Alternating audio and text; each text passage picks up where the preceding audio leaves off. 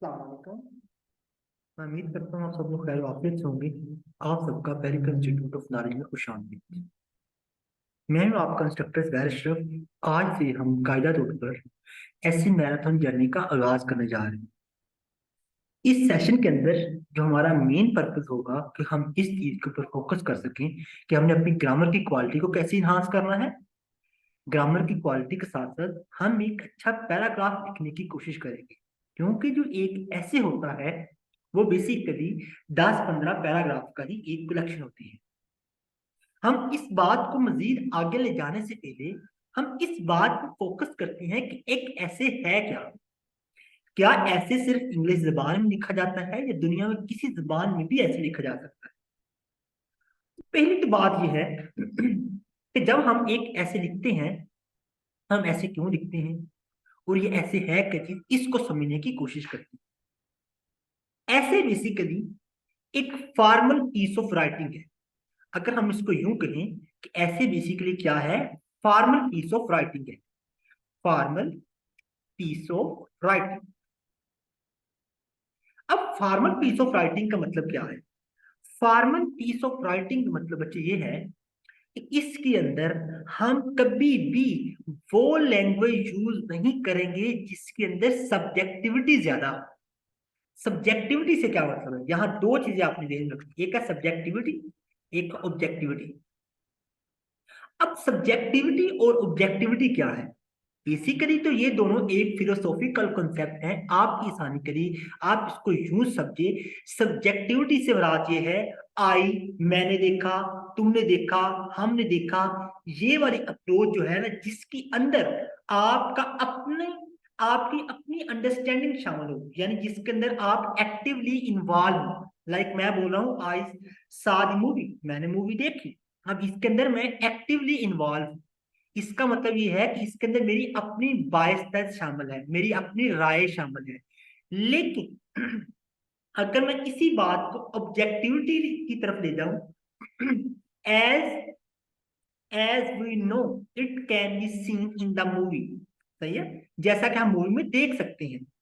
ठीक है, जैसा कि हम मूवी में देख सकते हैं। लाइक जहां देखिए आप अपने व्यूवर को इनवाइट कर रहे हैं, अपने रीडर को इनवाइट कर रहे हैं कि वो आए, वो मूवी में देखिए क्या है। इसके अंदर आप ही अपनी बायसनेस शामिल नहीं है। इसका मतलब ये हुआ कि फॉर्मल पीस ऑफ राइटिंग के अंदर हमारा जो मेन टारगेट होता है वो ऑब्जेक्टिविटी होती है। ऑब्जेक्टिविटी। हाँ, कंक्लूजन के अंदर जाकर हम थोड़ी सी सब्जेक्टिविटी को इन्वॉल्व करते हैं, यानी हम अपनी राय का इजहार करने की कोशिश करते हैं। लेकिन objectivity, formal piece of writing में हमारा जो मेन जो टूल होता है वो होता है objectivity. Subjectivity it comprise of on your personal biases, your personal biases, full personal leaningness. But in objectivity, you maintain the balance on facts and figure. On rational thinking, you follow scientific logic. अगर मैं simple अल्फाज में आपको बताऊं तो आपकी subjectivity में हमारी पर्सनल बायसेस शामिल होती हैं, पर्सनल बायसेस। बट जब यही बात आती है हमारे पास ऑब्जेक्टिविटी की, objectivity is based on rational thinking. Rational thinking, उसके बाद रैशनल थिंकिंग के साथ साथ उसके अंदर क्या होता है, साइंटिफिक लॉजिक होता है। Scientific logic. उसके बाद उसके अंदर आपको फैक्ट्स एंड फिगर्स होते हैं। फैक्ट्स एंड फिगर, यानी आप ऑब्जेक्टिविटी के अंदर आप कभी भी वो टूल को यूज नहीं कर सकते जिस टूल के अंदर आपको ये लगे कि इसके अंदर आपकी पर्सनल बायसनेस जो है ना वो इनकलकेट कर रही है। जिधर आपकी पर्सनल बायसेस जो है वो सुपरसीड कर जाएंगी, इट मींस कि वहां आप ऑब्जेक्टिविटी का दामन छोड़ चुके हो, आप सब्जेक्टिविटी की जमीन में आ चुके हो। पहला पॉइंट तो ये कि एक ऐसे basically is a formal piece of writing. फिर सवाल ये आता है कि ऐसे के अलावा कौन कौन सी चीजें हैं जिसको हम फॉर्मल पीस ऑफ राइटिंग में कंसीडर करते हैं। तो आपने बेटा लो, आपने अभी तक आप लेटर लिख चुके हो, स्कूल के जमाने में आपने लेटर लिखा होगा, आपने एप्लीकेशन लिखी होगी। आपने फिर अगर आप टेक्निकल यूनिवर्सिटी से हो तो आपने थीसिस लिखा होगा, आपने लैब रिपोर्ट्स लिखी होंगी, आपने मैनुअल्स लिखे होंगे। They are all example of formal piece of writing. अच्छा जी, हमें ये पॉइंट तो समझ आ गया। इस पॉइंट को समझ करते हैं कि ऐसी एक फॉर्मल पीस ऑफ राइटिंग है, फॉर्मल पीस ऑफ राइटिंग है जिसके अंदर हम ऑब्जेक्टिविटी को मेंटेन रखते हुए अपना कलम बंद करते हैं किसी आइडिया। अच्छा, अब ये तो हमें समझ आ गया कि फॉर्मल पीस ऑफ राइटिंग है, लेकिन अब इसी बात को हम थोड़ा सा आगे एक्सटेंड करते हैं, तो हम ये देखते हैं कि इसके अंदर हम करते क्या है। अब इसके अंदर, अब देखिए, अब एक ऐसे प्रेजेंट क्या करता है, ऐसे याद रखिएगा, ये आप राइटर जो है उसके आर्गुमेंट को शेप करता है। ऐसे बेसिकली क्या है, जो राइटर है, जो जिसने कलम उठाया है, उसके आर्गुमेंट को पेश करता है। यानी अब इसका मतलब क्या हुआ, आर्गुमेंट, आर्गुमेंट या पर्सपेक्टिव को पेश करता है, पर्सपेक्टिव को पेश करता है ये। ओके, ये बेसिकली किसको प्रेजेंट करता है, ये फॉर्मल पीस ऑफ राइटिंग है जो राइटर्स के आर्गुमेंट या पर्सपेक्टिव को पेश करता है, किसके ऊपर, ऑन अ पर्टिकुलर टॉपिक। ठीक है, ऑन अ पर्टिकुलर टॉपिक। सो यहां से हमें एक बात तो क्लियरली समझ आ गई कि अगर हम ऐसे की डेफिनेशन करना चाहें तो हम कैसे कर सकते हैं कि essay is a formal piece of writing that presents writers argument और perspective on a particular topic. यानी हमें यहां से तीन चीजें समझ आई, formal piece of writing, writer's argument on a particular topic using objectivity and maintaining rationality। यहां तक हमारी ऐसे की बेसिक डेफिनेशन है।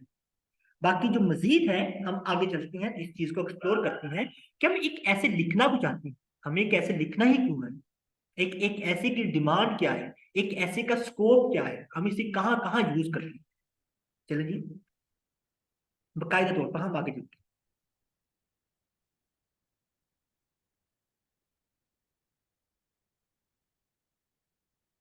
इससे पहले कि हम आगे बढ़े, आपकी इस सेशन के अंदर हमारे कुछ इंपावरमेंट प्रॉमिसेस हैं। यानी अगर आप इस सेशन को हमारे साथ कंप्लीट करते हैं तो आपके लिए क्या क्या है, इसके अंदर सबसे पहली बात तो जो जिस चीज पर मैं फोकस करूंगा वो है आपकी ग्रामर मास्टरी। ग्रामर मास्टरी मतलब कि आपको ग्रामर के टूल के ऊपर फोकस किया जाएगा, क्योंकि किसी भी जबान को समझने के लिए उसकी ग्रामर का समझना बहुत जरूरी है। अगर आप उर्दू स्पीकिंग पर्सन हैं तो आप जानते होंगे कि हमें पता है कि हम मैं कल आपसे मिला था, मैं कल आपसे मिलूंगा, ये दो अलग अलग सेंटेंसेस हैं। इसी तरह इंग्लिश जबान के अंदर I met you yesterday, I met you yesterday, I will met you tomorrow, there are two different sentences. इसके अंदर क्या है कि आप देख सकते हो कि आपका, मैं आपको कल मिला था और आपको कल मिलूंगा, ये तो अलग अलग जबानें हैं, इनको समझने के लिए आपको ग्रामर का पता होना चाहिए। इसी तरह इंग्लिश जबान में यस्टरडे एंड टुमारो, ये भी दो अलग अलग दुनिया है। तो इन चीजों के दरमियान इस तरह की और बहुत सारी चीजों को हम डिटेल में समझेंगे। और ये जो वाला मॉड्यूल है ग्रामर का, ये वाला मॉड्यूल, ये उन लोगों के लिए भी बेनिफिशियल होगा जो लोग वन पेपर के हवाले से चल रहे हैं। आपने अभी रिसेंटली एमपीटी एग्जाम के क्वेश्चंस देखे होंगे, या फिर आपने एफपीएससी पीपीएससी के डिफरेंट पेपर पैटर्न देखे होंगे। अब वो जो पेपर में क्वेश्चन देखा है उसके अंदर क्रैमिंग बहुत कम रोल प्ले करती है। क्रैमिंग, क्रैमिंग से मेरा मतलब ये है कि अब आपका जो रट्टा है वन नाइट स्टडी है, जैसा कि हम सेमेस्टर सिस्टम के अंदर करते आ रहे हैं, अब वो चीज वर्क नहीं करती। अब आपको थोड़ा सा कॉन्सेप्चुअल होके चीजों को ऑपरेट करना पड़ता है। अच्छा, अगली चीज हम देखेंगे वो है डायनामिक एंड ऐसे कंस्ट्रक्शन। अब जाहिर सी बात है, एक अगर हम एक ये सेशन जो है ये पर्टिकुलरली ऐसे के लिए डिजाइन किया गया है, तो हम ऐसे के डायनामिक्स को समझने की कोशिश करेंगे। बेसिकली एक ऐसे की जो बेसिक डायनामिक्स है वो एक सेंटेंस के अंदर पोशीदा है। एक अगर हमें एक सेंटेंस समझ आ जाता है तो हम एक एक पैराग्राफ की तरफ लीड कर सकते हैं। अगर एक पैराग्राफ में लिखना आता है तो हम अल्टीमेटली एक ऐसे की तरफ लीड करेंगे। अब ऐसा तो है नहीं कि दुनिया में एक ऐसे हैं उस पर लिखने के डिफरेंट रूल्स एंड रेगुलेशन है। दुनिया में बस तीन चार ही टेम्पलेट्स हैं जिनको सामने रखते हुए ऐसे लिखा जाता है। अब इसमें डिफरेंट क्या होगा इस सेशन में, ये उन सबसे डिफरेंट क्या हो सकता है या हम क्या डिफरेंट क्रिएट करने की कोशिश करेंगे, तो ये है वो है फीडबैक। यानी इस सेशन के अंदर हम फीडबैक के ऊपर फोकस करेंगे कि हम फीडबैक आपको दे सकें। चलिए, और इसके अलावा आपके लिए ये दो बुक्स हैं। ये मेरी सबसे पहले दी पर्सनल जो the art of personal writing, one of my favourite book है। आपको ये स्लाइड मिल जाएंगी, आप यहाँ से डाउनलोड कर सकती हैं। इस किताब की खासियत ये है कि इसके अंदर आपको 30+ राइटर्स की पर्सनल एसेस की आपको लिखे मिलेंगी। आपको पता चलेगा कि वो एक आर्गुमेंट को शेप कैसे करते हैं, एक आर्गुमेंट को शेप कैसे करना है, उसको कलम डाउन कैसे करना है। क्योंकि समटाइम ऐसा होता है कि कुछ चीजें हमें तो समझ आ रही होती हैं लेकिन हम सामने वाले को कन्वे नहीं कर पा रहे होते। तो एक ऐसे लिखने का मतलब ये होता है कि हम रीडर्स को, जो पढ़ने वाला है, उसको अपने ख्यालात ट्रांसफर कर सके, उसको समझा सके कि this is what I am thinking, ये है जो मैं सोच रहा हूं। कि एक फिल्म, ये फिल्म साहब की बुक है बड़ी प्यारी, इसको पढ़ सकती हैं। नहीं तो इसके अलावा एक आपको मैं और बुक रिकमेंड कर सकता हूँ, अनपॉपुलर ऐसे, बर्टन रसल की किताब है, बड़ी प्यारी बुक है अनपॉपुलर ऐसे। अनपॉपुलर ऐसे ये बहुत अच्छी बुक है, one of my favourite book है, इसको भी आप पढ़ सकते हैं। बर्टन रसल की, बर्टन रसल की ये बड़ी ही प्यारी बुक है। इसी तरह बर्टन रसल की एक और किताब है, fact and fiction. Fact and fiction ये तो बहुत प्यारी बुक है, और अगर आपको इससे एक किससे बेहतर जाना है, द आर्ट ऑफ हैप्पीनेस एक बड़ी प्यारी ही बुक है, आप उसको ही पढ़ सकते हैं। बर्टन रसल एक 20th सेंचुरी का बड़ा मशहूर फिलोसफर गुजरा, एक मैथमेटिशियन गुजरा है जिसने दुनिया को ट्रांसफॉर्म करने की कोशिश की, और इसने बड़ी ही रैशनल थिंकिंग को अप्लाई किया। और इसके अलावा कोई ये जानना चाहता है, फर्दर इसके बारे में पढ़ना चाहता है, तो विंस्टन चर्चिल की राइटिंग्स को पढ़ सकता है। विंस्टन चर्चिल, आप यू नो गए, आपका ये यूके का प्राइम मिनिस्टर गुजरा है, लेकिन उसको इंग्लिश के ऊपर कमांड थी, तो आप उसकी बुक भी पढ़ सकते हैं। ये आपके लिए 3 बुक्स हैं जो फॉरेन ऑथर्स की हैं, अनपॉपुलर ऐसे, fact and fiction Burton Russell की, उसके बाद पर्सनल आर्ट ऑफ जो ऐसे राइटिंग है बीए वाली, और एक आपके लिए पाकिस्तानी आथर की बुक मैं आपको रिकमेंड करने जा रहा हूँ, उसका नाम है जी द विनिंग ऐसे। ये मुरीद हुसैन जसरा, एक एक पाकिस्तान सिविल सर्विसेज के ही ये है, उन्होंने ये किताब लिखी है। इन्होंने इसके अंदर बेसिकली ये इस चीज के ऊपर टारगेट किया है कि एक ऐसे लिखा कैसे जा सकता है, और उन्होंने इसके लिए काफी ज्यादा ऐसे दिए भी हुए हैं, और इन्होंने कोई 30-40+ ऐसे अपनी किताब के अंदर दिए, उसका भी मैंने लिंक आपको दे दिया है। जो लोग हार्ड में इसको एक्सेस नहीं कर सकते वो इस लिंक से इसको एक्सेस कर सकते हैं। चलिए जी, आज का जो हमारा लेक्चर है उसके अंदर हम किस चीजों के ऊपर फोकस करेंगे, उसके अंदर बेसिकली हम इंट्रोडक्शन टू ऐसे, ओके ओके, इसके अंदर बेसिकली हम किस चीज के ऊपर फोकस करेंगे कि हम ये देखेंगे कि हमारा एक ऐसे जो है इंट्रो, ऐसे लिखते कैसे हैं, एक ऐसे की एलिमेंट्स कौन से हैं, और understanding the prompt and brainstorming ideas creating an outline.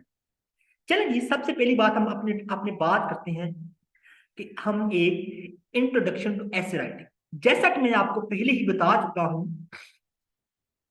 कि एक ऐसे बेसिकली क्या है कि आपने एक फॉर्मल पीस ऑफ राइटिंग है, एक फॉर्मल पीस ऑफ राइटिंग है जिसके अंदर हम क्या करते हैं, formal piece of writing, formal piece of writing जिसके अंदर हम ये प्रेजेंट करते हैं कि हम आथर का जो लिखने वाला है वो किसी आर्गुमेंट को लेकर, किसी पर्सपेक्टिव को लेकर कि on a particular topic, formal piece of writing, formal piece of writing है जो आपके आर्गुमेंट को प्रेजेंट करता है, argument presentation on a particular topic, on a particular topic. ये है बेसिकली एक ऐसे की डेफिनेशन। इस डेफिनेशन के बाद अगली चीज जो आती है कि अब हमें ये भी समझ आ गया कि पर्पस क्या है। अब अगला क्वेश्चन ये आता है कि अब ऐसे की ऑडियंस कैसी होती है। याद रखिएगा, एक बात ध्यान में रखिए, keep in your mind when you are pen down your ideas, कि आपके आइडियाज पढ़ेंगे कौन, आपका रीडर कैसा है, ये डिसाइड करेगा कि आपकी वोकेबलरी कैसी होगी, आप कभी भी नॉर्मली, आप जितने लोग मेरी आवाज सुन रही हैं, आपने देखा होगा आप बहुत कम साइंटिफिक जर्नल पढ़ते हो। साइंटिफिक जर्नल पढ़ते हो क्यों? क्योंकि आप हमारी फील्ड नहीं। और साइंटिफिक जर्नल के अंदर आपकी जो लैंग्वेज होती है वो साइंटिफिक होती है, उसके अंदर एब्रिविएशन ऐसे यूज की जाती हैं जिनको एक आम रीडर के बारे में आइडिया नहीं होता। लेकिन व्हेन इट कम्स टू अखबार, न्यूज़पेपर, जब आप न्यूज़पेपर की तरफ जाती हैं तो देन आपको रियलाइज होता है कि वहां ऐसी जबान यूज की गई है जो कि एक आम कारी की सही फहम अदराक में आ सके, जो एक कारी के फहम अदराक में जुबान आ सके। अब आप देखोगे अखबार के अंदर कभी आपको स्लैंग एक्सप्रेशन भी मिल रहे हैं, तो इसका मतलब ये होगा कि अखबार जो है ना, ये एक फॉर्मल पीस ऑफ राइटिंग नहीं है। अखबार के मोस्ट जो आर्टिकल लिखे जाते हैं वो बेसिकली किसी स्टोरी को कोट किया जा रहा होता है, वो एक फॉर्मल पीस ऑफ राइटिंग नहीं होता। वो एक खास किस्म की ऑडियंस को भी एड्रेस नहीं कर रहा होता, बल्कि वो जनरल पब्लिक के लिए लिखा जा रहा होता है। इसलिए हमें एक बात तो ये भी समझ आ गई कि जो ऐसे है इसके अंदर हमने कोशिश ये करनी है, क्योंकि हमारी ऑडियंस जनरल है। आप देखें एफपीएससी की जो पेपर है उसके अंदर उन्होंने कहीं भी लिखा कि आपने एक साइंटिफिक ऐसे प्रोड्यूस करना है। उन्होंने एक जनरल क्राइटेरिया बीए क्वालिफिकेशन के ऊपर एक जनरल क्राइटेरिया रखा हुआ है, जिस मीन्स कि बीए की जो क्वालिफिकेशन है वो एक आम फहम क्वालिफिकेशन, इसके अंदर there is no scientific, there is no art, there is no commerce, just एक जनरल एजुकेशन है जिसकी बिना पर आपने ऐसे प्रोड्यूस करना है। ये वो अंडरस्टैंडिंग है। अब देखते हैं कि एक ऐसे जो है उसका स्ट्रक्चर में हमें कौन कौन सी चीजें एडिशनली चाहिए।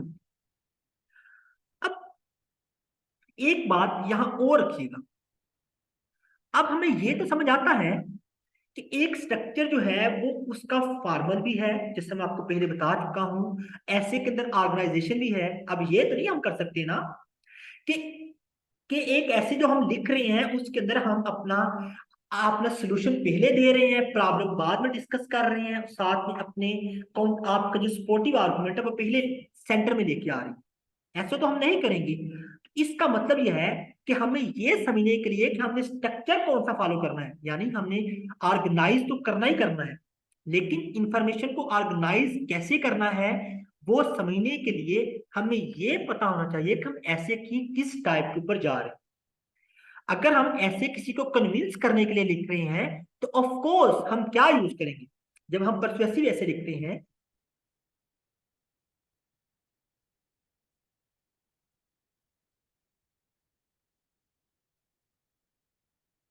जब हम परसुएसिव ऐसे लिखते हैं तो हमारी क्या कोशिश होती है कि हम आर्गुमेंट्स देते हैं। आर्गुमेंट्स देते हैं। पहली बात, ये एक बात याद रखिएगा बच्चे, ये बहुत इंपॉर्टेंट बात है, जब भी कभी हम एक आपने परसुएसिव ऐसे लिखते हैं तो याद रखिएगा हम दो काम बड़े करते हैं। सही है? आर्गुमेंट्स, आर्गुमेंट्स एंड नंबर दो, जो आपके काउंटर नैरेटिव्स हैं उनको रिबटल करना, या रिबटल करने के साथ साथ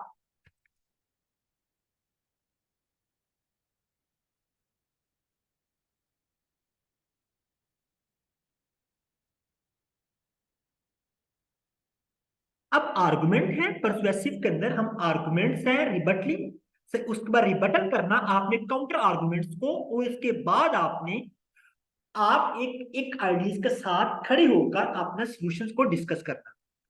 नंबर एक, इसके अंदर आर्गुमेंट्स देते हैं, रिबटलिंग काउंटर आर्गुमेंट्स, और इसके बाद आप किसी एक आइडिया के साथ खड़े होती हैं और इस आइडिया को लीड करते हैं। लाइक हम बोलते हैं कि को एजुकेशन के अंदर पाकिस्तान में दो तरह के तबके देखने को मिलती हैं। एक तबका जो को एजुकेशन के अगेंस्ट है, एक वो तबका जिसको सपोर्ट करता है। अब आपने एक पर ऐसे ऐसे लिखना है, आपने इसके अंदर आपने उसको कन्विंस करना है कि आप जिस साइड को सपोर्ट कर रहे हो वो ठीक है, और दूसरी साइड के अंदर क्या क्या प्रॉब्लम हैं, अगर हम उनको मान के चलते हैं तो इस ऐसे के अंदर हम ऐसे वैसे की कैटेगरी में डालेंगे। एक होता है इंफॉर्मेटिव ऐसे। अब इंफॉर्मेटिव ऐसे की आपको बड़ी प्यारी सी एग्जांपल आपको मैं देता हूं कि रिसेंटली जब कोविड-19 आया था, या रिसेंटली जब एआई का बूम आया है, यानी एआई जो आर्टिफिशियल इंटेलिजेंस है, उसके मतलब आप इंटरनेट के ऊपर जाओ तो आपको एक हुमंगस मशरूम ग्रोथ ऑफ आर्टिकल्स मिलेंगे जो कि आपको एआई के मतलब बताएंगे। कोई स्पेशलाइज्ड एआई के मतलब बात करेगा, कोई जनरल एआई के मतलब बात करेगा, कोई क्यू फंक्शन के मतलब बात करेगा। Basically these are buzzword related to AI. इसके अंदर इंफॉर्मेशन के मतलब क्या होंगे, हम ये बताने की कोशिश करते हैं, हम ये बेसिकली बताने की कोशिश करते हैं कि हमारा जो है,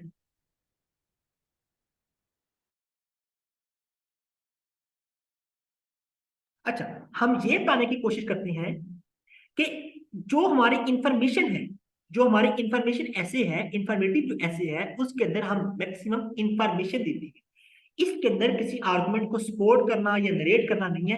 बेसिकली इसमें हम हिस्टोरिकल डेवलपमेंट के ऊपर फोकस करते हैं कि कोई चीज किस तरह डेवलप हुई, उसकी करंट शेप में आने से पहले उसके बिहाइंड उसका क्रक्स क्या है, उसका मैकेनिज्म क्या है, उसका लीगल पर्सपेक्टिव क्या है, उसका इकोनॉमिकल पर्सपेक्टिव क्या है, उसका सोशल इम्पैक्ट क्या है, हम इन चीजों को देखते हैं। अगर मैं आप आसान अल्फाज में बताऊं तो हम ये कह सकते हैं कि इंफॉर्मेटिव जो सेशन होता है, इसके अंदर हम चीजों को इंट्रोड्यूस करवाते हैं। Introduce at various front. वो फ्रंट्स कौन से हो सकते हैं? वो आपका लीगल फ्रंट हो सकता है, आपका इकोनॉमिकल फ्रंट हो सकता है, आपका सोशल फ्रंट हो सकता है, यानी ये सब वो चीजें हैं जो हम इसके अंदर देख करते हैं।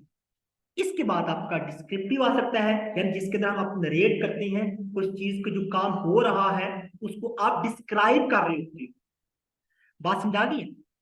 तो ये सब बेसिकली अभी हमने ये समझा कि एक ऐसे है क्या चीज, वो हम लिख क्यों रखते हैं, हमें हमने लिखना क्यों है? लिखना इसलिए है कि तब हम किसी खास पर्टिकुलर टॉपिक के ऊपर अपना आर्गुमेंट दे सके, हम दे सके कि हम क्या सोचते हैं, हमारी क्या अंडरस्टैंडिंग है। एक बात याद रखिएगा, ये बहुत बड़ी एक ब्लर लाइन है, बड़ी सिल्वर लाइनिंग है, कि आपने एक फॉर्मल पीस ऑफ राइटिंग लिखना है जिसके अंदर आपने अपनी अंडरस्टैंडिंग पेन डाउन करनी है। यहां पे फिर मैं वही बात करूंगा कि सब्जेक्टिविटी को इंटरवीन नहीं करने देना आपने, सब्जेक्टिविटी इंटरवीन नहीं होनी चाहिए। हालांकि इसके अंदर आपने अपनी राय देनी है कि आप क्या सोचती हो, लेकिन एक बात याद रखिएगा, इसके अंदर आपकी जो बात होगी वो फैक्ट्स एंड फिगर पर बेस होगी, वो वेल रिसर्च होगी, यानी वो आपने रिसर्च किया हुआ मटेरियल होगा, जिसको fact and figure, rational thinking, logical thinking, scientific method support कर रहा होगा, ना कि आपको ये लगता है तो आप ये ऐसे करेंगे। Is it clear no? मैं उम्मीद करता हूं कि यहां तक आपकी बात क्लियर हो चुकी होगी। चलिए हम आगे चलते हैं।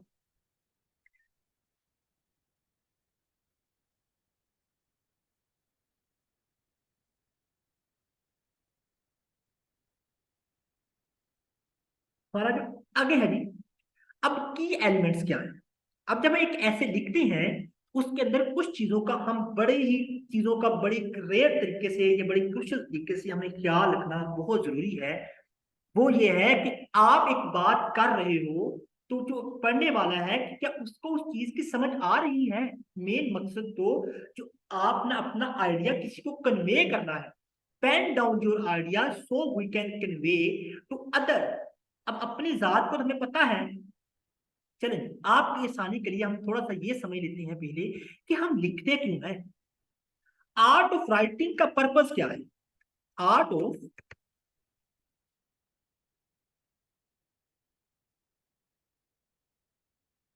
आर्ट ऑफ राइटिंग का पर्पस क्या है?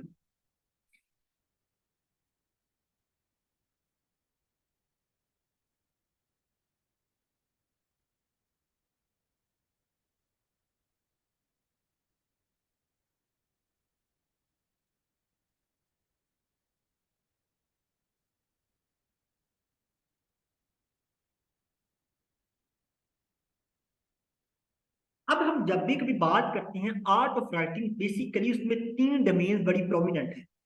नंबर एक बात कि हम अपनी जिंदगी में बहुत सी ऐसे मामला होते हैं जब हमें समझ ही नहीं आ रही होती कि हमने करना क्या है। तो उस आइडिया को प्रॉपर अंडरस्टैंड करने के लिए, उस प्रॉब्लम को प्रॉपर समझने के लिए हमें आइडिया को पेन डाउन करना पड़ता है। हमें कोई डिसीजन लेने में मुश्किल आ रही है, मीर नियाजी साहब के कहने की तरह कि मैं हमेशा देर कर देता हूँ, कुछ करना हो, कुछ कहना हो, उसे आवाज देनी हो, मैं हमेशा देर कर देता हूं। तो अब बात यह है कि हमने देर तो नहीं करनी, अब हमने टाइम से समझने के लिए कि मैं ऐसा क्यों करता हूं, मैं हमेशा ही गलती क्यों कर देता हूं, मैं हमेशा ही क्यों देर कर देता हूं। इन सब सवालों से मावरा हमने ये समझना है, तो हमें आइडिया को पेन डाउन करना होगा। हमें ये समझना होगा, अच्छा मैंने पहले ये गलती की थी तो उसकी ये आउटकम आई थी। इसका मतलब ये हुआ कि better understanding of the idea के लिए भी जरूरी है कि हम अपने आइडिया को पेन डाउन करें। और अगली बात यह है कि कभी कभी इंसान को अल्फाज नहीं मिल रहे होते।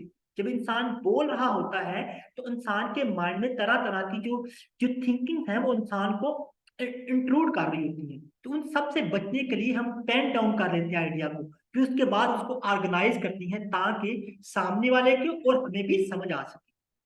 और कभी कभी आपको एक ऐसा यूनिक आइडिया आता है कि हम फ्यूचर में आपके काम आ सकता है, उसको भी सेव करने के लिए, आर्काइव करने के लिए आप उसको सेव कर लेती हैं, लिख लेती हैं। इसका मतलब ये हुआ कि इन सब कामों में जो सबसे मोस्ट क्रूशियल थिंग है वो क्या है कि आपको ये समझ आए कि आप एक क्लियर पीस ऑफ राइटिंग लिखना है, clear and concise communication.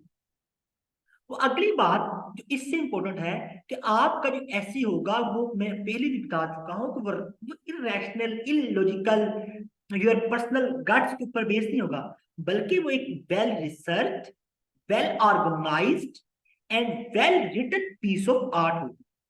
Again I am repeating, well research, यानी आप जो भी आर्गुमेंट दे रहे हो तो आप वेल रिसर्च होगा। आप ये नहीं कहोगे कि पाकिस्तान का जो एजुकेशन है उसके अंदर लिटरेसी रेट दिन ब दिन गिर रहा है। ये चीज आपको कैसे लगेगी कि आप अपने इर्द गिर्द देखते हो कि लोगों को तालीम में इंटरेस्ट गिर रहा है ना। आप हमेशा फैक्ट से चलोगे, आप ब्यूरो ऑफ स्टैटिस्टिक्स को कोट करोगे कि नहीं पाकिस्तान में जो तालीम है उसका इंडेक्स ऊपर ही जा रहा है, क्योंकि लास्ट टाइम जो लेबर सर्वे आया था उसके अकॉर्डिंग हमको 62.8 के राउंड अबाउट हमारी एजुकेशन का जो इंडेक्स खड़ा है। इसी तरह वो एक वेल रिटन होता है, यानी उसके अंदर ये नहीं होता कि आप एक आइडियाज को पेन डाउन करते करते कहीं और निकल गई है ना। आप एक एक सांचे में फिक्स रहकर उस चीज के ऊपर काम करते हो। और उसके बाद जब एक ऐसे की जो अगली चीज जो सबसे इंपॉर्टेंट है वो ये है कि आप क्या करते हो कि आप क्रूशियल एकेडमिक स्किल्स के तौर पर इसको लिखते हो। ठीक है, आप हमें पता है, आप देखो हम CSS PMS या भी तहसीलदार के एग्जाम आ रहे हैं, आप उसको देखोगे कि आपका 80 to 90% जो लोग हैं वो ऐसे में फेल हो जाते हैं। इवन जब मैंने अपना एग्जाम दिया था तो मैं भी ये फेल कर गया था पहली मरतबा। तो अब एक बात हमें ये चीज समझ आती है कि अब एक जो ऐसे लिखना है, जो एक ऐसे के जो आर्ट है, वो इसलिए भी हमें जरूरी है, हमें इसलिए भी आना चाहिए कि वो आपका क्या होगा कि वो आपकी एकेडमिक एक्सेस जो सक्सेस है उसके ऊपर बहुत हद तक लाया करती है। समझा के जो की एलिमेंट्स ऑफ ऐसे राइटिंग है तो उसके अंदर हमें ये भी देखना होगा कि हम ऐसे के टाइप पे किस तरह जा रहे हैं, तो हम उसके अंदर कौन कौन से कंपोनेंट्स ले रहे हैं, ये सब चीजें। चले हम आगे चलते हैं।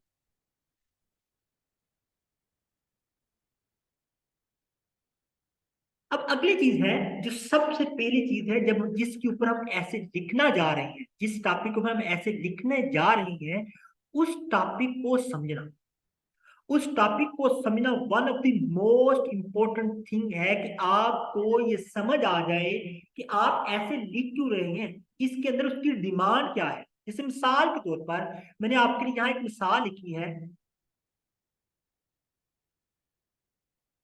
आप ये देखिए, discuss the impact of social media on society. ये आपका एक टॉपिक है। आप हर बंदा अब इस बात को थोड़ा सा फोकस करें, अपने माइंड में ब्रेनस्टॉर्मिंग करें कि इस टॉपिक में हमारे कीवर्ड्स कौन कौन से हैं, इस टॉपिक के अंदर हमारे कीवर्ड्स कौन कौन से हैं। अब इस टॉपिक को समझने के लिए सबसे पहली बात तो आपको ये जो एडिशनल वर्ड है साइड वाले, इनके बारे में समझ आना चाहिए। पहली तो बात में ये वर्ड वो ये बता वो ये कह रहा है कि डिस्कस करें, आप डिस्कस करें कि सोसाइटी के जो इम्पैक्ट है उसके बारे में क्या है। अब इस ऐसे को हम दो तीन तरीकों से लीड कर सकते हैं। पहली तो बात, ये इंफॉर्मेटिव कैटेगरी में भी आप डाल सकते हो, इसको आप पर्सुएसिव कैटेगरी में डाल सकते हो, डिस्क्रिप्टिव कैटेगरी में डाल सकते हो।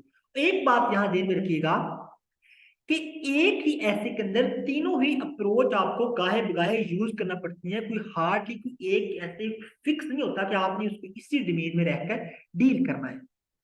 ओके, पहला तो आपने इस चीज के ऊपर फोकस करना है कि उसने डिस्कस करने को कहा है, उसने आर्गुमेंट देने को कहा है। अगली बात देखो, इम्पैक्ट। अब अगला वर्ड आगे आ गया इम्पैक्ट। इसका मतलब ये है कि अब इम्पैक्ट दो तरह से हो सकती है सोशल मीडिया की, पॉजिटिव और नेगेटिव। अब इस वर्ड ने हमारे पिछले वर्ड को थोड़ा सा मॉडिफाई कर दिया। मतलब ये कि अब आपको पोजीशन लेना होगी, यानी आपने पॉजिटिव नेगेटिव को एक्सप्लेन तो करना है। अब उसके बाद आपने अपना one of the strongest argument को प्रेजेंट करते हुए आपने अपनी पोजीशन जाहिर करनी है कि I am standing this side और दैट साइड। ये बात आपने ध्यान में रखनी है। अब अगली बात समझिए, सोशल मीडिया। अब याद रखिएगा कि जब सोशल मीडिया की बात आएगी तो आपको पता होना चाहिए कि प्रिंट मीडिया, इलेक्ट्रॉनिक मीडिया, ठीक है, digital media and social media, इन सब में डिफरेंस है। यूट्यूब आपका एक जो है डिजिटल मीडिया है, आपका डिजिटल मीडिया है, ना कि सोशल मीडिया। सोशल मीडिया की कैटेगरी में आपका ट्विटर आता है, आपकी फेसबुक आती है, आपकी इंस्टाग्राम आता है, आपकी स्नैपचैट आती है, यानी सो मेनी अदर जैसे इस तरह की एप्लीकेशन जो आती है, यानी जहां पे आपका शॉर्ट कंटेंट और आपको जो है ना इंचांटिंग किस्म की स्लैब्स मिलते हैं। ठीक है, आप स्नैपचैट की बात कर लो, आप इंस्टाग्राम की बात कर लो, आप फेसबुक की, ये सोशल मीडिया कैटेगरी है। अब अगर आप यूट्यूब को ध्यान में रखते हुए अब यूट्यूब को सोशल मीडिया कैटेगरी में कैटेगराइज करेंगे तो दैट इट मींस कि आप पहले ही अपने टॉपिक से स्वे हो चुकी है, दूर हो चुकी है। अगली बात है सोसाइटी। अब सोसाइटी क्या चीज, अब वो इस टॉपिक के अंदर हमारे ये चार कीवर्ड्स हैं जिनको समझे बिना हम अपना एक टॉपिक ऐसे लिख ही नहीं सकते। डिस्कस द इम्पैक्ट, ये हमें बताता है कि हमने डिस्कस करने इम्पैक्ट, और इम्पैक्ट को हमने किस डायरेक्शन में लेके जाना है, ये चीज सोशल मीडिया का पता होना चाहिए। एंड सोसाइटी, अब सोसाइटी क्या है, सोसाइटी वो लोग जिनके ऊपर इस चीज का इन्फ्लुएंस आ रहा है। सोशल मीडिया की society is an different thing, और एक नॉर्मल शख्स की society is an totally entirely different thing. एक साइंटिफिक सोसाइटी का कंसेप्ट सुना होगा, जहां पे साइंटिफिक किस्म के आइडियाज डिस्कस करते हैं। उर्दू लिटरेरी सोसाइटी हम सुनते हैं ना, हम ये भी सुनते हैं कि एक्स सर्वेंट सोसाइटी, आप देखते एक्स सिविलियन सोसाइटी, जो आपके मिलिट्री पर्सनल है उनकी सोसाइटी। इट मीन्स कि यहाँ जो सोसाइटी है, ये खास जिस सोसाइटी की बात कर रहा है, ये वो लोग हैं जो नेटिजन है। नेटिजन मतलब जो फ्रिक्वेंटली इंटरनेट को यूज करते हैं, सोशल मीडिया। तो इस तरह जब हमें किसी चीज का प्रो समझ आएगा तो हम फिर उसके मतलब चल सकेंगे। चलिए अब जरा देखें, जब हम ये बात करते हैं, हम अगर जब ये बात करने की कोशिश करते हैं कि इम्पैक्ट से क्या मुराद है। अब इम्पैक्ट से मुराद क्या है कि हमारी कम्युनिकेशन, सोसाइटी की कम्युनिकेशन के ऊपर क्या असर पड़ रहा है। कम्युनिकेशन इम्पैक्ट को जब हम डिस्कस करेंगे तो हम ये समझने की कोशिश करेंगे कि जो इंसान है उसकी कम्युनिकेशन के ऊपर क्या फर्क पड़ा है। भी आपने देखा होगा कि लोग सोशल मीडिया पे ज्यादा एक्टिव हैं, वो अपनी फैमिली के साथ उनकी बॉन्डिंग ऐसा इतनी स्ट्रोंग नहीं होती जितनी हजारों मील दूर बैठे उसके दोस्त के साथ उसकी इंटरेक्शन होती है। कम्युनिकेशन के ऊपर क्या इम्पैक्ट पड़ रहा है, उसके बाद रिलेशनशिप के ऊपर क्या इम्पैक्ट पड़ रहा है। रिलेशनशिप जो अक्सर हम बोलते हैं ना कि जनरेशन जेड और जनरेशन वाई के दरमियान जो कम्युनिकेशन गैप है, ये वाइड होता जा रहा है। यानी अक्सर हमें ये गिला सुनने को मिलता है कि माँ बाप हमारी बात को समझते नहीं है। जब बच्चे, माँ बाप ये गिला करते हैं कि बच्चे हमारी बात सुनते नहीं है। ये जो गैप है, ये जो होल क्रिएट हो रहा है, ये भी हमें इस सोशल मीडिया के इम्पैक्ट से ही इस रिलेशनशिप को समझने में मदद मिलेगी। इसी चीज को हम इंफॉर्मेशन शेयरिंग के सेंस में भी लिख सकते हैं। इंफॉर्मेशन, पहले जमाने में एक ही बात को स्प्रेड होने में दिनों लग जाते थे, लेकिन अब वही विद इन सेकंड वो बात करती है, आग की तरह फैल जाती है। ये आप किस एक इम्पैक्ट के सेंस में देख सकते हो। अब इसी तरह इम्पैक्ट को अब हम इफेक्ट के सेंस में देखते हैं। अब इसके इफेक्ट्स क्या है, अब इफेक्ट पॉजिटिव भी है, नेगेटिव भी है, ये सब चीजें इसके अंदर आ जाएंगी। अब पॉजिटिव साइड भी आ जाएगी ना, पॉजिटिव साइड आएगी, फिर नेगेटिव साइड भी आ सकती है। ठीक है, पॉजिटिव साइड, नेगेटिव साइड। ठीक है, इसके साथ साथ हमें यह भी समझ आएगी कि अब प्राइवेसी कंसर्न जो है, अब इसको एक और एंगल से भी देख सकते हो। पॉजिटिव, अब देखें आपकी पर्सनल स्पेस जो है, पर्सनल लेवल के ऊपर क्या है, पर्सनल लेवल। अब पर्सनल लेवल के ऊपर आप देखो तो आपकी प्राइवेसी, अक्सर लोग, आप लोगों के एमएमएस लीक देखते हो, आप लोगों की लीक वीडियो के बारे में सुनते हो, तो वो क्या है कि वो है आप कि आपकी प्राइवेसी में सोशल मीडिया इतना इंटरवीन कर चुका है कि आपकी पर्सनल जो चॉइसेस हैं उसको इन्फ्लुएंस कर रहा है। फेसबुक, आप देखो, आप आज किसी दोस्त से मिले हो, अगले दिन फेसबुक की रिकमेंडेशन में वो बंदा आया होता है। अब वो कैसे आ रहा है? ये फेसबुक का एल्गोरिदम है। बात समझ रहे हैं ना आप मेरी? तो ये सब चीजें आप इस डायरेक्शन में लेके चलोगे तो देन आपको ये समझ आएगा कि हमने बेसिकली ऐसे लिखना कैसे। ये था बेसिकली ऐसे का प्रॉम्प्ट। हम ये समझ सके कि ऐसे का प्रॉम्प्ट हमें क्या कहता है। अच्छा, हमें ये तो समझ आ गई कि हमें एक ऐसे के प्रॉम्प्ट को हम लेके चलना कैसे है। अब आगे देखती हैं कि इन सब आइडिया के ऊपर हम ब्रेनस्टॉर्मिंग कैसे करनी है, हमने सोचना कैसे है। अच्छा, ये सब चीजें तो हैं, अब हम क्या करें कि हम इसके बारे में मटेरियल कलेक्ट कर सकें। अब उस चीज को समझने के लिए हम थोड़ा सा आगे बढ़ते हैं। वो है ब्रेनस्टॉर्मिंग। Brainstorming the idea. अब देखिए, एक बात ध्यान में रखिएगा, अभी जो मैंने आपको कराया impact of social media on society, यही हमारा टॉपिक है। हम इसी चीज को सामने रखते हुए कि किस तरह हम इसके बारे में ब्रेनस्टॉर्मिंग कर सकते हैं। सबसे पहली बात देखिए, हमने बचपन से लेकर अब तक सोशल मीडिया के हवाले से आपकी जितनी अंडरस्टैंडिंग उसको पेन डाउन करते जाए। सोशल मीडिया ये है, सोशल मीडिया से हमें ये फायदा होता है, ये नुकसान हुआ, हमारे अंदर हजारों एग्जाम्पल है।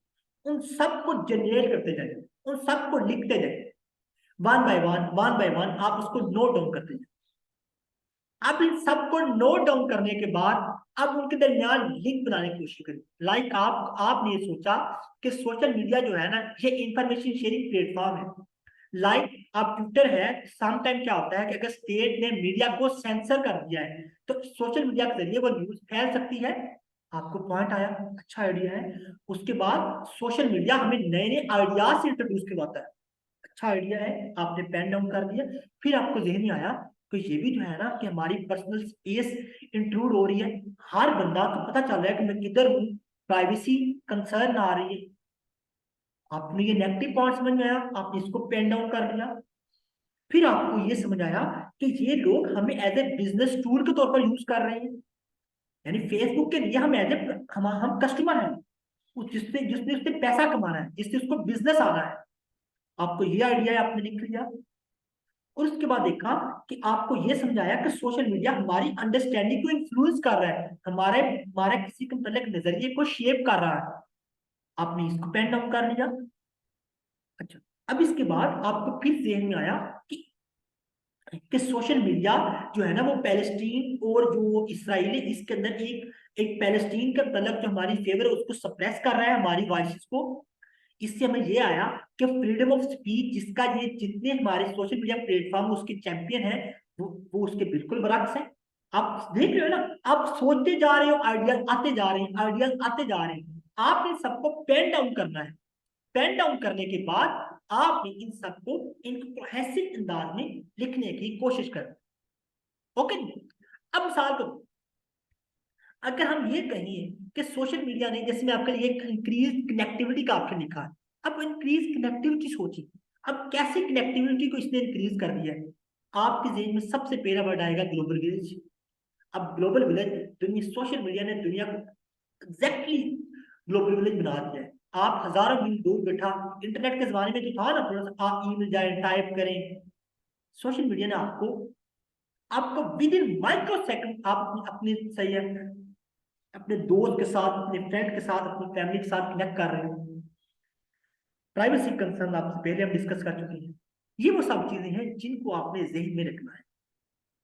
चलिए जी, अब अगली बात हम करते हैं, वो है आउटलाइन को हमने कैसे क्रिएट करना है। अब जब हमने जितने सारे आइडियाज अपने हमने सोच ली है, अब इन सबको जहन में रख तो लिया है, अब हमने इसकी बेस के ऊपर आउटलाइन क्रिएट करनी है। याद रखिएगा कि एक ऐसे की आउटलाइन के अंदर तीन चीजें होती है, इंट्रोडक्शन, बॉडी एंड कंक्लूजन। आप देखो जरा, अब जरा इसमें देखो, आप देख रहे हो कि इंट्रोडक्शन भी हमारा फिक्स रहेगा, कंक्लूजन भी फिक्स रहेगा। ये जो बॉडी है, बॉडी को आप दो अंदाज में लेके चल सकते हो। अब बॉडी को हम किन दो अंदाज में लेके चल सकते हो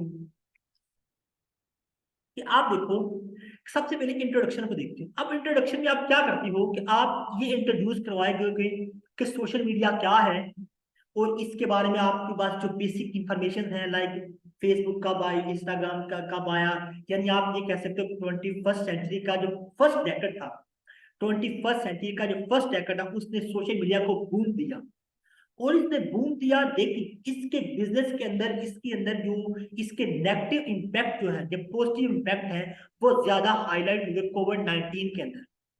तो ये आपका इंट्रोडक्शन आ गया, ठीक है। अब इसके बाद जो बॉडी पैराग्राफ है, इसके अंदर हम डिफरेंट डायमेंशन को एक्सप्लोर करेंगे, वो नेगेटिव डिमेंशन एक्सप्लोर करेंगे, वो पॉजिटिव डिमेंशन एक्सप्लोर करेंगे। ये सब चीजें इसके अंदर हमारे पास आती चली जाएंगी। अब इस एंड जब हम कंक्लूजन के ऊपर आएंगे, तो कंक्लूजन के ऊपर जो आइडियाज हमने डिस्कस किए हैं, हम उसी को दोबारा हल्का सा समअप करेंगे। आपको एक बात ध्यान में रखिएगा कि एक ये चीज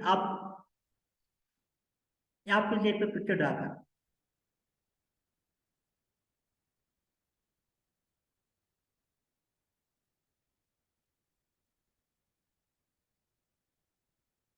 जब भी आपने इंट्रोडक्शन लिखना है, introduction general to specific category के अंदर आता है।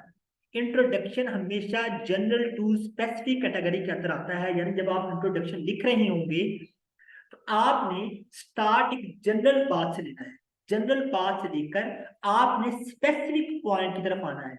लेकिन जब आप कंक्लूजन लिख रहे होते हैं, फिर आपने स्पेसिफिक टू जनरल की तरफ चले जाना है, ताकि पहले आपने कॉमन डिबेट पकड़ी, उसको मखसूस अपने टॉपिक ऊपर ले आए, लेकिन जब आप गुफ्तगू को एंड कर रहे हो तो देन फिर आपने डिबेट को ओपन एंडेड छोड़ देना है, ताकि जो रीडर है वो डिसाइड कर सके कि मैंने अब कौन सी साइड ली। अपना व्यू पॉइंट देने के बाद आपकी जो बात है वो अदर कोर्ट में चली जाएगी, ताकि सामने वाला जान सके कि अब हमने क्या करना है। यानी इंट्रोडक्शन में हम क्या करेंगे, इंट्रोडक्शन जो है वो बेसिकली आपका जनरल टू स्पेसिफिक की तरफ जाएगा, जनरल टू स्पेसिफिक की तरफ जाएगा, स्पेसिफिक। एंड जब हम कंक्लूजन की बात करेंगे, कंक्लूजन की बात करेंगे तो फिर हम किस तरफ जाएंगे, फिर हम स्पेसिफिक टू जनरल की तरफ चले जाएंगे। ओके जी। तो ये बेसिकली आउटलाइन क्रिएट करना, मैं आपके लिए कुछ आउटलाइन क्रिएट की भी है, वो भी आपको दिखाऊं। आगे चलते हैं। हमारे सामने, आपके सामने एक आउटलाइन मैंने आपको लिखी हुई है, आप इसको देख सकते हैं। आप देखिए जी, जब भी हम बात कर रहे हैं सोशल मीडिया की, तो आप देखिए सबसे पहले हम डिवाइनिंग सोशल मीडिया, हम सोशल मीडिया को डिफाइन कर रहे हैं। उसके बाद हम उसकी इंपोर्टेंस के ऊपर जा रहे हैं, फिर उसकी हिस्ट्री के मतलब बात कर रहे हैं, फिर उसके पॉजिटिव एस्पेक्ट को देख रहे हैं, फिर उसके नेगेटिव एस्पेक्ट को देख रहे हैं, फिर बैलेंसिंग द आइडिया, यानी दोनों को एक्सप्लेन। बैलेंसिंग द आइडियाज मतलब कि अब आप अपनी पोजीशन के ऊपर आ गए, आपने पहले एज ए थर्ड पर्सन दोनों चीजों को कंप्रीहेंसिवली एवेल्युएट कर लिया, अब आपने पोजीशन ली है, पोजीशन लेने के बाद आपने इसको कंक्लूड कर दिया है। ये आपकी एक आउटलाइन है, एक एग्जाम्पलरी आउटलाइन है। इसके ऊपर हम मजीद अभी इसके ऊपर वर्क करेंगे, हम इसको मजीद लिखना सीखेंगे, हम इसके ऊपर मजीद अपनी अंडरस्टैंडिंग को डेवलप करेंगे। तो ये बेसिकली हमारा आज का जो था, जिसके अंदर हमने ये चीजों को देखना था कि हम क्या करने जा रहे हैं, एक क्या चीज हमारी होती है, क्या चीज हमारे पास है, क्या नहीं है। ये एक आपके लिए जनरल सा एक रूल था। अब बात कर लेते हैं कि कायदा तौर पर जो हमारा सेशन है वो 5 दिसंबर से स्टार्ट हो रहा है, क्योंकि पोस्टर से पुराना लगा हुआ है, तो 5 दिसंबर से स्टार्ट हो रहा है हमारा जो सेशन। और इसकी एक मिनिमल फी भी आपके साथ शेयर कर दी गई है, ठीक है। मजीद कोई किसी को कुछ डिटेल की जरूरत हो तो वो एडमिन के नंबर से, आपको एडमिन का नंबर आपको स्क्रीन पे शो हो रहा होगा, तो आप उनसे रब्ता कर सकते हैं। ये नंबर है, ये नंबर पे कोशिश कीजिएगा, कॉल से अवॉइड कीजिएगा, आप मैसेज अपना लीव कर दें, आपको विद इन 2 आवर 3 आवर के अंदर अंदर आपको रिप्लाई मिल जाएगा। आप दिन टाइम के अंदर सही 11 से लेकर शाम 5 बजे तक आप सही किसी भी टाइम इस नंबर पर रब्ता कर सकते हैं। और इसके अलावा अगर कोई आपको इमरजेंसी हो, अपना मैसेज आप छोड़ सकती हैं, तो आपको मजीद इसके बारे में डिटेल भी मिल जाएगी। तो आज का लेक्चर इतना ही है, मैं उम्मीद करता हूँ आपको पसंद आया होगा। और मजीद अगर किसी चीज, और एक बात ध्यान में रखिएगा, एवेल्युएशन सिर्फ उन लोगों के लिए है जो रजिस्टर्ड होंगे, यानी आपकी जो कॉपी है, आपकी जो फीडबैक है, वो उन सब उन लोगों के लिए है जो आपके रजिस्टर होंगे। बाकी फ्री लेक्चर जो है वो हमारे कुछ दिनों के लिए कंटिन्यू रहेंगे। तो फिर हम डेमो लेक्चर के लिए फिर हाजिर होंगे। टिल देन अपना ख्याल रखिएगा जी। अल्लाह हाफिज़।